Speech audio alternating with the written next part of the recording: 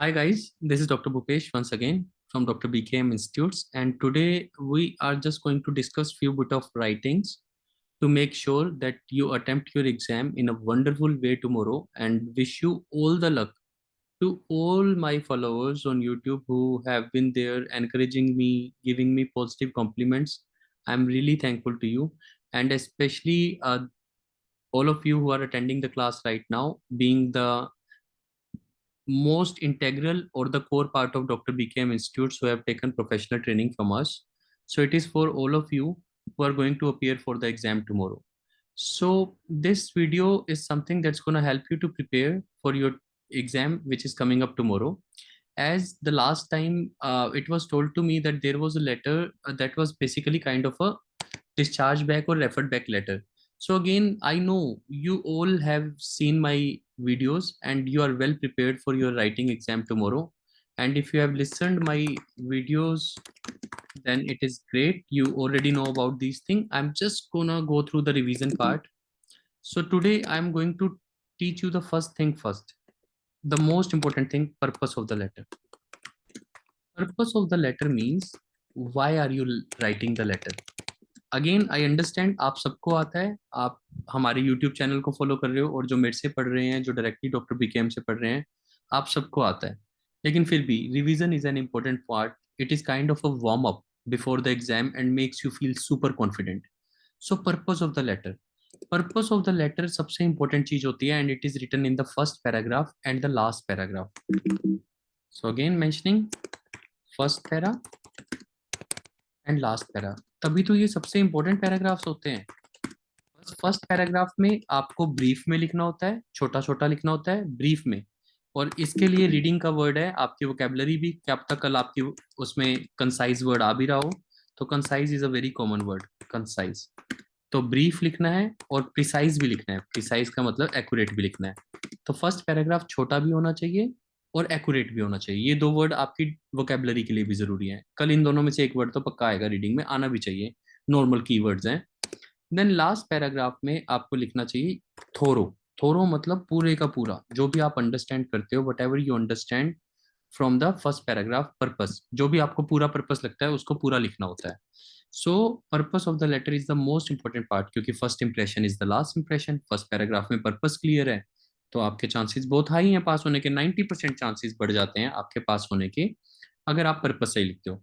तो सबसे इंपॉर्टेंट चीज है ये जानना कि हम लेटर किसको लिख रहे हैं। मैंने आपको पहले ही बताया, अगर if we are writing the letter to the social worker और द कम्युनिटी हेल्थ नर्स, कल ऐसा लेटर आ सकता है इन दोनों में से, कम्युनिटी हेल्थ नर्स या डिस्ट्रिक्ट नर्स, ये सब एक ही बात होते हैं, डिस्ट्रिक्ट नर्स।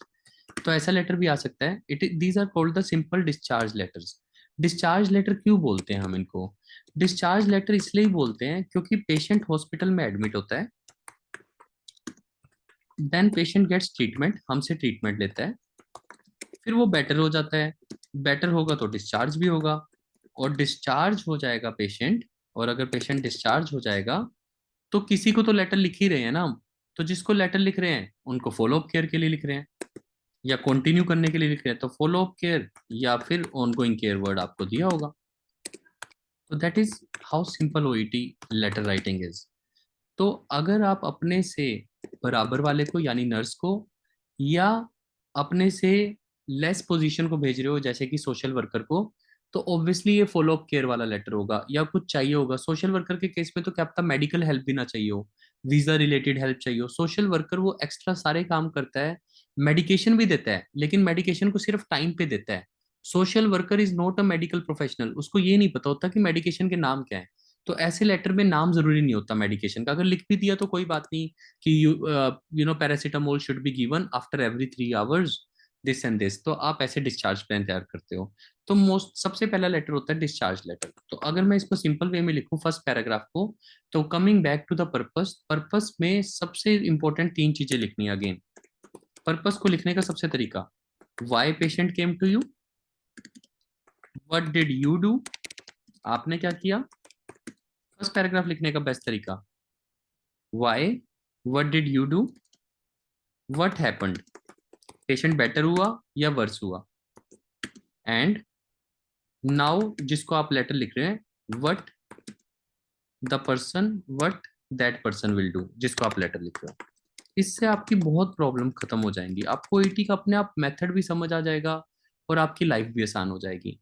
तो देख लेते हैं अब इसके अकॉर्डिंग। अब मान लो मेरे को डिस्चार्ज लेटर आया, पेशेंट किसी भी, no matter how what condition, patient would have come due to multiple sclerosis, patient might have come due to cardiac attack, myocardial infarction, patient would have come due to angina, patient would have come due to other diseases।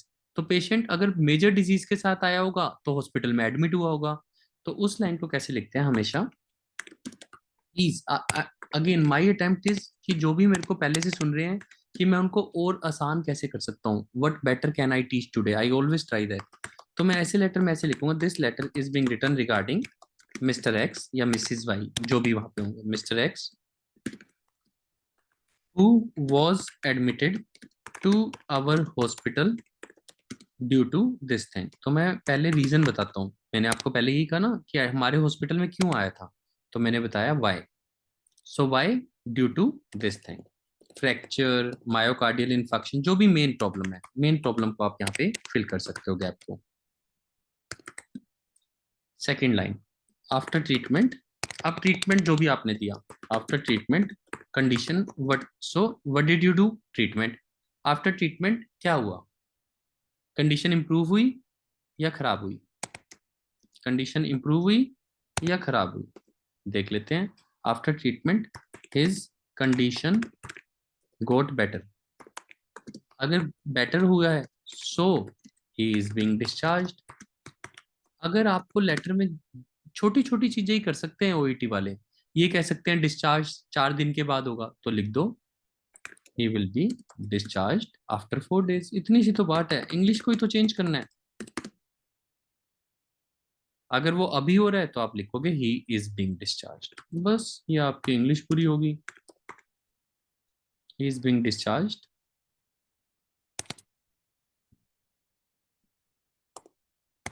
अब यहाँ पे आता है main purpose, however he needs, जो भी आपको वही follow up care word मिलता है तो फॉलो अप केयर, अगर ऑन गोइंग केयर वर्ड मिलता है, कंटिन्यूड केयर वर्ड मिलता है तो continued care, however he needs continued care,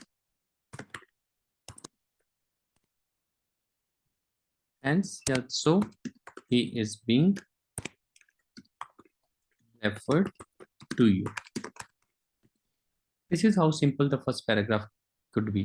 क्यों आया, ट्रीटमेंट के बाद क्या हुआ, अगर कुछ ट्रीटमेंट में बड़ा दिया है कि स्टेंट लगाया है तो after placement of stent and required treatment, तो वर्ड ऐसे चेंज कर दो। कोई भी मेन वर्ड है तो लिख दो, कोई बात नहीं, स्टेंट लिख दो। अगर अगर फ्रैक्चर केस था तो after applying plaster of Paris या after applying plaster of Paris, और जो भी होता है after after applying plaster cast, ये वर्ड तो आपको दिया ही होगा ना। And required treatment, his condition got better so he is being discharge, however he needs follow up care so he is being referred to. बस इतना सा तो पर्पस होता है, दैट्स इट। अब मान लो डिस्चार्ज बैक लेटर आ जाए, discharge back का मतलब ही क्या है, what is the meaning of discharge back, कि पेशेंट नर्सिंग होम से आया, उस नर्सिंग होम का नाम दिया होगा, हमेशा nursing home, retirement home, if ऐसा कोई वर्ड आ रहा है तो उसका नाम जरूर पढ़ना है, क्योंकि जान के कभी कभी आपको पता नहीं लगेगा कि ये डिस्चार्ज बैक लेटर है। तो एवन मोर नर्सिंग होम मान लो दिया है, अगर एवन मोर नर्सिंग होम दिया है और लास्ट में लिखा है write a letter to the nurse और नर्सिंग मैनेजर, और जो मर्जी वर्ड दिया हो, nursing manager at Avon More nursing home, तो ये दिया होगा।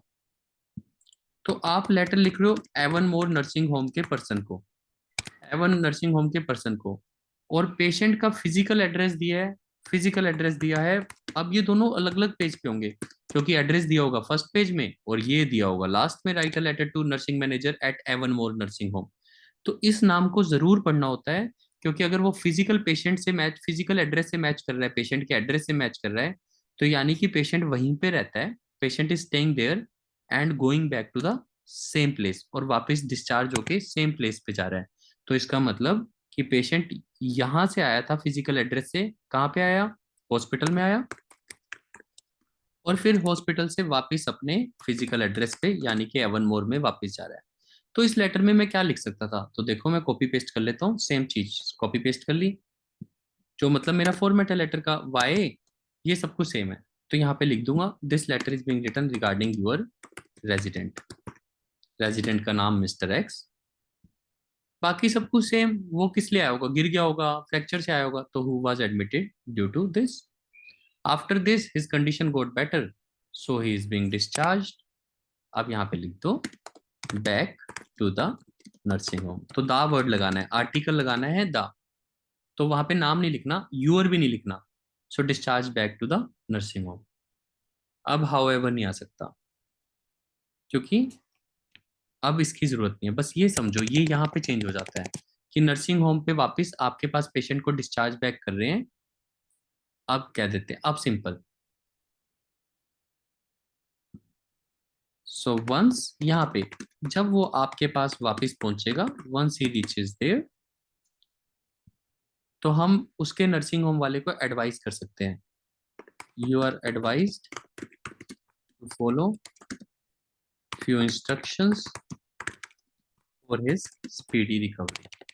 अगर वहां पे कुछ बेटर वर्ड दिया है कि फॉर हिज स्पीडी रिकवरी, अगर स्पेशली लिख दिया कि ताकि वो वॉकिंग में जल्दी वॉक कर सके, उसको मोबिलिटी की प्रॉब्लम है, तो आप यहाँ पे लिख सकते हो once he reaches there you are advise to follow few instructions to improve his mobility. मतलब आप टू लगा के कोई भी रीजन लिख सकते हो, टू इम्प्रूव हिज मोबिलिटी, या जो भी वहां पे दिया होगा। सो दो ही फर्क आए। तो main punch of the discharge back letter क्या है? रिगार्डिंग योर रेजिडेंट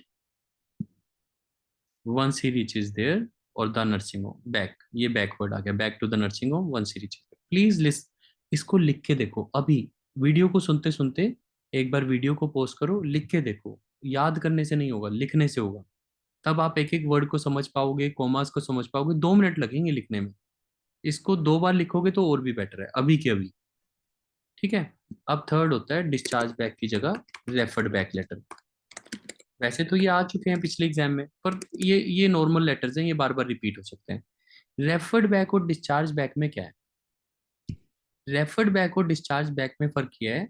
रेफर्ड में पेशेंट नर्सिंग होम में रहता है, नर्सिंग होम से हमारे पास आया, हमने पेशेंट को ठीक किया, फिर पेशेंट को वापस भेज दिया, अब पेशेंट वहीं पे रहने जा रहा है। तो डिस्चार्ज बैक का मतलब है हमारे हॉस्पिटल में रहा, अब वापिस अपने घर जाके रहेगा। तो यही तो हुआ इस लेटर में, आपका रेजिडेंट था, हमारे पास आया, हमने ट्रीटमेंट के बाद बेटर कर दिया है, तो हम इसे डिस्चार्ज बैक कर रहे हैं आपके पास। जब वो आपके पास पहुंचेगा, once he reaches there you are advise to follow instruction. अब what is the difference in the referred back? Referred back means कि पेशेंट एडमिट तो हुआ, पेशेंट, जस्ट अ सेकंड, सारा मैं, हाँ, पेशेंट एडमिट एडमिट हुआ या नहीं हुआ वो भी मैटर नहीं करता। पर मेन बात है कि रेफर्ड बैक का मतलब है कि अब रेफर्ड बैक का मतलब है प्लेस नहीं है, जगह नहीं है, जीपी है। जीपी का मतलब एमबीबीएस डॉक्टर या फिजिशियन, जनरल प्रैक्टिशनर बोलते हैं इसे। हर पेशेंट फॉरेन कंट्रीज में पहले जीपी के पास जाता है, जनरल प्रैक्टिशनर के पास। फिर जनरल प्रैक्टिशनर को अगर किसी की हेल्प चाहिए होती है स्पेशलिस्ट की, तो स्पेशलिस्ट के पास आप डायरेक्टली नहीं जा सकते फॉरेन कंट्रीज में। तो वो रिकमेंड करता है कि आप सीनियर डॉक्टर के पास चले जाओ। अगर आइज की प्रॉब्लम है तो ऑप्थेल्मोलॉजिस्ट के पास चले जाओ। अगर आपको फ्रैक्चर की प्रॉब्लम है तो ऑर्थोपेडिशियन के पास चले जाओ। अगर आपको डेंटल प्रॉब्लम्स हैं तो एमडीएस के पास चले जाओ। अगर आपको नेफ्रो की प्रॉब्लम है तो नेफ्रोलॉजिस्ट के पास चले जाओ। ऐसे वहां पे पेशेंट के पास डॉक्टर, सीनियर डॉक्टर के पास जाता है। फिर वहां से ठीक होके सीनियर डॉक्टर वापस जीपी के पास भेज देता है, और कहता है, जीपी को कहता है कि देखो असली में तो आप ही उसके डॉक्टर हो, तो आप ही इसको फॉलोअप केयर। वैसे जीपी को फॉलोअप केयर कभी नहीं होता, लेकिन रेफर्ड बैक लेटर में फॉलोअप केयर जीपी देता है, क्योंकि बड़े डॉक्टर के हिसाब से, सीनियर डॉक्टर के हिसाब से ये फॉलोअप केयर जीपी दे सकता है। अब मैं आपको सिचुएशन बताता हूँ। पेशेंट आया आफ्टर फॉलिंग, आफ्टर फॉलिंग के बाद जीपी के पास आया। जीपी श्योर नहीं है कि फ्रैक्चर है या नहीं है, तो जीपी ने कहा तुम जाओ हॉस्पिटल में और ऑर्थोपेडिशियन के पास जाओ। ऑर्थोपेडिक्स ने एक्सरे किया, एक्सरे में पता लगा फ्रैक्चर है। फ्रैक्चर को पीओपी चढ़ाया और 3-4 दिन अपने पास रखा, या 2 दिन पेशेंट को अपने पास रखा। उसके बाद पेशेंट को कहा कि अब तुम चलो, अब थोड़ा टाइम तो लगेगा ही तुम्हें ठीक होने में, so your GP will provide you follow up care. तो अब ये सीनियर डॉक्टर ऑर्थोपेडिशियन क्या करता है, जीपी के पास भेज देता है और कहता है कि इसका जो प्लास्टर चढ़ाया है ना, ये भी आप ही उतार देना 2 हफ्ते के बाद। फिर इसको मोबिलिटी के लिए भी एनकरेज कर देना, 2 हफ्ते इसकी ड्रेसिंग वगैरह भी कर देना। इसको मेडिकेशंस भी देते रहना, तो ये सब आप संभाले ना। मैं तो सीनियर डॉक्टर हूँ, मेरा काम तो प्लास्टर चढ़ाना था और पेशेंट को 2 दिन ठीक करना था। अब ये ठीक है, इसका सब कुछ ठीक है। तो ये होते हैं रेफर्ड बैक लेटर। तो इनको कैसे लिखूंगा? अगेन कॉपी पेस्ट, कुछ अलग नहीं करना, सेम चीजें, सेम, बस सिचुएशन को समझना है। तो सिचुएशन को मैंने आपको बहुत अच्छे से समझाया आज, सच में। अगर आप ध्यान दोगे तो बहुत इजीली समझ आएगा। This letter is being written regarding your referred patient. तो यही तो कहूंगा ना जीपी को, आपने रेफर्ड किया था हमारे पास patient mister X, who was admitted to our hospital. अब इस लाइन को ये ज्यादा अच्छा नहीं लग रहा, तो योर या this letter is been written regarding your known patient कर देते हैं, फिर ये एडमिटेड की जगह कह देते हैं रेफर्ड। अब देखो कितना अच्छा लग रहा है। सिचुएशन को समझो, और चेंज भी करना पड़ सकता है, थोड़ा सा इम्प्रोवाइज भी करना पड़ सकता है। इसे इम्प्रोवाइजेशन बोलते हैं, कि डिमांड के हिसाब से अपने आप को थोड़ा चेंज करना। मैंने जीपी को कहा आपका नॉन पेशेंट है, who was referred to us, आपने ही तो भेजा था, who was referred to our hospital. अब मान लो वो क्लिनिक में भेजे, तो यहाँ पे हॉस्पिटल की जगह क्लिनिक कर देना, अगर सीनियर डॉक्टर का क्लिनिक है तो ये छोटी छोटी इंप्रोवाइजेशन आपको करनी पड़ सकती है। फिर आप बताओगे मेन प्रॉब्लम ये थी, तो बाकी हमने ये किया, he is got better, so he is being discharge. तो हम तो भाई उसको डिस्चार्ज, अब यहाँ पे डिस्चार्ज बैक नहीं है तो डिस्चार्ज के साथ बैक नहीं लगाना। However he needs follow up care, so being his GP, being his GP he is being referred to you. बस इतना सा चेंज कर दिया कि अब उसको फॉलो अप के चाहिए, तो being his GP he is being referred to you, या यहाँ पे बेटर लिख सकते हो, so being his GP you are requested, आपको रिक्वेस्ट किया जाता है to provide him the required care, जो भी उसकी रिक्वायर्ड केयर है आप ही दे दो। तो ये देखो ओईटी के सारे मेजर तरीके के लेटर्स कवर हो गए। दोबारा करते हैं। सिंपल, वाई, क्या किया, अब क्या चाहिए, और क्या हुआ, अब क्या चाहिए, इसलिए आपके पास भेज रहे हैं। तो ये होता है मेन पर्पस। अगर रेफर्ड बैक लेटर, अगर डिस्चार्ज बैक लेटर में देखें, तो आपका रेजिडेंट है, ठीक हो गया, इसलिए डिस्चार्ज बैक कर रहे हैं। जब आपके पास पहुंचेगा तो आपको एडवाइस किया जाता है कि आप ये कर देना। फिर ऐसे ही third, this letter is being written, आपका नॉन पेशेंट है, who was referred to our main problem, हमने ठीक कर दिया है, लेकिन अभी भी उसको फॉलो अप केयर चाहिए, तो आप उसके जीपी होने के नाते you are requested to provide him the follow up care. बिल्कुल सिंपल है। अगेन लिख के देखो, अभी लिखो 2 बार, आपको सब समझ आएगा। सुनने से थोड़ा कम समझ आता है, और मैं एक्सपेक्ट भी नहीं करता सुन के सभी सीख जाएंगे, लेकिन लिख के, 2 बार लिख के, आप में से किसी एक को भी प्रॉब्लम नहीं होगी समझने की। अब आते हैं लास्ट, यानी कि विजिट लेटर। ये तो सबसे आसान लेटर होता है। विजिट का मतलब डेट्स दी होती है मेजरली। ये लेटर इस बार आ सकता है, इसलिए मैंने ये सबसे लास्ट में कराया। जो वीडियो पूरी सुनेगा उसको ज्यादा फायदा होगा हमेशा। सो विजिट लेटर, विजिट्स में ना मल्टीपल विजिट्स दी होती हैं, हमें सबसे ज्यादा मतलब होता है today visit. Today visit is the main visit, क्योंकि आज की प्रॉब्लम ही तो मेन प्रॉब्लम है पेशेंट की। अगर आज की प्रॉब्लम मेन प्रॉब्लम नहीं होती, तो मतलब समझ रहे हो, आज की प्रॉब्लम ही तो मेन प्रॉब्लम है, इसीलिए तो हम तंग होके उसको सीनियर डॉक्टर के पास भेज रहे हैं। मोस्टली सीनियर डॉक्टर के पास भेजा जाता है। नहीं तो फिर ये भी विजिट लेटर हो सकता है। रेफर्ड बैक लेटर मैंने बताया ना, इसको विजिट भी हो सकता है। उसमें क्या होगा, this letter is being written, who was referred to our clinic due to this, after treatment his condition is better, so he is being, यहाँ पे छोटा सा चेंज, यहाँ पे चेंज करना पड़ेगा। अगर क्लिनिक है तो मैं कहूँगा सो, क्लिनिक्स में कहूँगा तो, अब डिस्चार्ज तो हो नहीं रहा क्योंकि क्लिनिक में विजिट्स थी। तो उस विजिट लेटर में प्लीज ध्यान से सुनना, कि अगर ये हॉस्पिटल की जगह विजिट लेटर होता, तो this letter is being written regarding, जिसे हमारी क्लिनिक पे भेजा गया था, after the required treatment his condition has got better, अब वो बेटर हो गया है, so he is being referred back to you, and being his GP, बाकी सब same, you are requested to provide him follow. मतलब कोई रट्टा नहीं मारना, और प्लीज कंफ्यूज नहीं होना। जो वहां पे दिया है, आपको मैं सिर्फ लाइन लिखना सिखा रहा हूँ, रट्टा मारना नहीं सिखा रहा। जो सिचुएशन है मैं वही कह रहा हूँ। अगर अगर अगर उसको क्लिनिक पे आया है, तो वहां पे आप ये वर्ड ज्यादा अच्छा लिखोगे, clinic, after placement and required treatment his condition has got better, इस कारण से हम आपको रेफर्ड बैक कर रहे हैं, so is being referred back to you. Full stop डाल देते हैं, अगर लाइन ज्यादा लंबी होगी तो, लाइन लंबी होगी तो फुल स्टॉप डालो। So being his GP you are requested to provide him follow up care. तो इसमें मैंने बस ऐसे लिख दिया। सिचुएशन को समझना है, ग्रामर को ठीक लिखना है, और दैट्स इट। अब टुडे विजिट में मेजरली पेशेंट विजिट्स में क्या, विजिट लेटर में मेजरली क्या होता है, पेशेंट ठीक नहीं होता तो सीनियर डॉक्टर के पास ही भेजा जाता है। सीनियर डॉक्टर उसे दवाइयां देता है, he gets better, and that's it. तो टुडे विजिट सबसे इंपॉर्टेंट मेन पर्पस होता है, क्योंकि यही टुडे विजिट में तो पता लगता है पेशेंट ठीक नहीं हो रहा, मुझे सीनियर के पास भेजना है।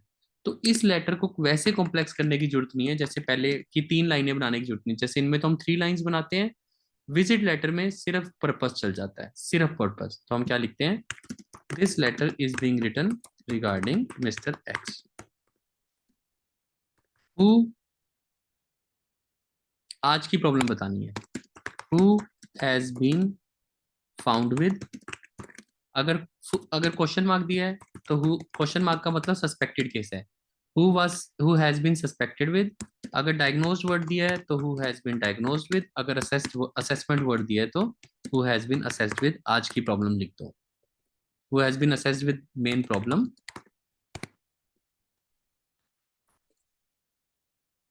On the basis of signs and symptoms. तो आप आज की मेन प्रॉब्लम लिखते हो, फिर लिख देते हो देयरफॉर, जो भी आज की मेन प्रॉब्लम होती है तो हम कहते हैं सीनियर डॉक्टर को देयरफॉर ही इज बीइंग, और कुछ नहीं लिखना होता, मेन प्रॉब्लम लिख दो बस, ही is being referred under your expertise on urgent basis. बस ये लेटर भी खत्म हो गया। तो जो आप हमेशा हमसे पूछते हो कि सर रेफरल लेटर क्या होता है, ऐसे नहीं करना होता। मैं आपको अभी भी सिचुएशन के हिसाब से सिखा रहा हूँ, आपको वैसे मुझे लिखना पड़ रहा है ये आपके लिए रेफर्ड बैक लेटर है ये, पर रट्टा नहीं मानना, सिचुएशन को समझना है। सिचुएशन अगर डिस्चार्ज लेटर है तो पेशेंट आपके पास आएगा, आप ट्रीटमेंट दोगे, वो ठीक हो जाएगा, लेकिन उसको नेक्स्ट पर्सन से कुछ ना कुछ चाहिए, इसलिए हम रेफर कर रहे हैं, तो ये तो रेफर लेटर है ही। अब इसमें पेशेंट अपने नर्सिंग होम से या रहने वाली जगह से आया, रिटायरमेंट होम से आया, फिर हमारी ट्रीटमेंट ली, बेटर हो गया, बेटर हो गया तो डिस्चार्ज करेंगे, डिस्चार्ज कहाँ पे करेंगे, वापिस अपने घर जाएगा नर्सिंग होम में। जब वो वहां पे पहुंचेगा, अगर वहां पे रिटायरमेंट होम है तो इसको चेंज करके रिटायरमेंट होम कर देना, इतना सही तो करना है। रेफर्ड बैक लेटर है तो पेशेंट आया था, आपका नॉन पेशेंट है जीपी का, और हमारे पास आया था और ट्रीटमेंट के बाद ठीक हो गया है, इसलिए आपके पास वापिस भेज रहे हैं। अब आप ही उसके जीपी हो, आपसे रिक्वेस्ट की जाती है कि फॉलो अप केयर आप दे देना। विजिट लेटर में बस आज की visit, who has been found with this problem, main problem बताई, खत्म। इसके अलावा हर तरीके के लेटर आ सकते हैं, कभी कभी डेट्स दी होती हैं पर वो विजिट लेटर नहीं होता, ये लेटर्स को भी, ऐसा लेटर भी डिफरेंट आ सकता है। डेट्स दी होंगी पर वो विजिट लेटर नहीं होगा। इसमें क्या होगा कि आपको ना जान के डेट्स दी होंगी, 28th को ये हुआ, 29th को ये हुआ, 4th को ये हुआ, 5th अगले महीने की 5th को ये हुआ, 8th को लास्ट डेट दी होगी, तो जो लास्ट डेट होती है वही तो टुडे होती है। तो इसमें या कहीं पे भी ये नहीं दिया होगा कि पेशेंट विजिट कर रहा था। कई बार ऐसे दिया होता है, एक लेटर ऐसा है जिसमें पेशेंट अपने आप ही ट्रीटमेंट लेता रहता है, लेकिन डाटा ऐसे ही दे रखा है 28 को ये हुआ, 29 को ये हुआ, तो हमें लगता है ये पक्का विजिट लेटर है। पर उसमें ये दे रखा है पेशेंट को एजमेटिक अटैक आया, तो पेशेंट की हिस्ट्री भी है एजमा की, उसको एजमेटिक अटैक आया तो उसने ब्रोंकोडायलेटर ले लिया, पर ये नहीं दिया हमारे पास आके लिया। फिर अगले दिन उसको पेन हुआ, साथ साथ पेन हुआ, फीवर हुआ, उसने साथ में पैरासीटामोल भी ले ली। फिर उसको और कोई प्रॉब्लम हुई, फिर 2 दिन बाद फीवर ठीक हो गया, 4th को फीवर ठीक हो गया, 5th को फीवर फिर आ गया, fever subsided, fever got subsided, 5th को फीवर सबसाइड हो गया, और 4th को, 5th को फीवर दोबारा आ गया, फीवर अगेन वॉज देयर। फिर आखिर में आज आज पेशेंट को डर लगने लग गया, तो पेशेंट आज हमारे पास आया, पहली बार विजिट किया। अब ये लेटर थोड़ा ट्रिकी हो गया, लेकिन अगर आप सिचुएशन को समझोगे तो पेशेंट को आज जो विजिट है, आज आज वो हमारे पास आया है, विजिट टू अवर क्लिनिक, तो आज वो हमारे पास आया है और हमें सीनियर डॉक्टर को बताना है कि हमें तो कोई सीरियस कंडीशन लग रही है, हम आपके पास भेज रहे हैं। तो इसमें भी इसमें भी फर्स्ट पैराग्राफ तो सेम ही लगेगा, this letter is being written regarding who has been found with this on the problem therefore he is being, first paragraph is exactly same इस कंडीशन में भी, क्योंकि टुडे तो विजिट ही है ना। वो है, अगर इसमें विजिट है, अगर आप कभी भी कंफ्यूज हो विजिट है या नहीं है, तो ये सबसे बेस्ट है। इसमें हमने लिखा ही नहीं who has visited us today, हमने तो लिखा है आज की प्रॉब्लम ये है इसलिए आपके पास भेज रहे हैं, इसलिए ये सेफेस्ट मेथड है कि आज उसकी प्रॉब्लम ये है इसलिए हम आपके पास भेज रहे हैं। तो ये बेस्ट मेथड है। बस इसको लिखना कैसे है, फिर उसकी सोशल हिस्ट्री लिखोगे, mister x is a known case of asthma. बस ये लास्ट चीज है, खत्म होने वाला है क्लास, तो प्लीज ध्यान रखना, mister x is a known case of asthma, ऐसे वैसे लिख के first second paragraph social history और मेडिकल हिस्ट्री, थर्ड पैराग्राफ को ना बस अब ये मेन चीज सिखानी है। अब ऐसे मत लिखो ऑन फर्स्ट विजिट, क्योंकि आपको पता यहाँ पे पढ़ के पता ही नहीं लग रहा कि ये विजिट है या नहीं है।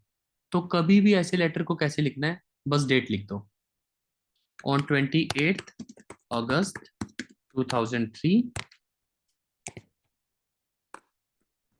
he suffered from, या he had an episode of asthma, he had an episode of asthma। देखो कितना आसान हो गया, जो लिखा है, मतलब रिस्क नहीं लेना। अगर आपको विजिट वर्ड कंफ्यूज कर रहा है तो ये सबसे सेफेस्ट मेथड है। तो ये सबसे सेफेस्ट मेथड होता है on August he had an episode of asthma. अगर पेशेंट ने विजिट किया तो भी ठीक है, पेशेंट ने विजिट नहीं किया तो बेस्ट ही है। He had and so he took bronchodilator. So वहां पे जान के आप, वहां पे आपको हिंट देने के लिए वर्ब भी टुक दिया होगा। Took means active, active means patient ने अपने आप मेडिकेशन ली, तो ये टुक भी आपको थोड़ा सा हिंट देगा कि उसने किसी के पास विजिट नहीं किया। फिर आप लिखोगे द नेक्स्ट डे, या द नेक्स्ट को हमेशा फॉलोइंग लिख सकते हो, the following day he had fever as well. फिर कनेक्टर लगा दोगे, for which, sorry connector comma, for which he took paracetamol. अब नेक्स्ट को कैसे करोगे, as a result his fever got subsided. तो यही कनेक्टर्स होते हैं, ऐसे कनेक्ट करते हो आप इतने मुश्किल लेटर को आपस में, कि 28 को ये हुआ, 29 को ये हुआ, पैरासीटामोल ली, as a result his fever got subsided. However, it का मतलब यहाँ पे fever, however it return and it was 39 degree on, अब डेट आ जाएगी ऑन 5th सितंबर। ऐसे लिखते हैं, ऐसे प्यार से लिखते हैं, कहानी बनानी होती है ओईटी में, तो कहानी को बनाना सीखो कि भाई एपिसोड हुआ, ये है कनेक्टर इसलिए, फॉलोइंग डे उसको फीवर हुआ जिसके लिए उसने ये लिया, तो एक बार कनेक्टर मैंने यूज किया सो। सेम बात है यहाँ पे, उल्टा करके भी देख लेते हैं, ये लो फॉर विच यहाँ पे लिख दिया, फॉर विच इसने ये लिया, और यहाँ पे मैं सो कर देता हूँ, सो ये टू।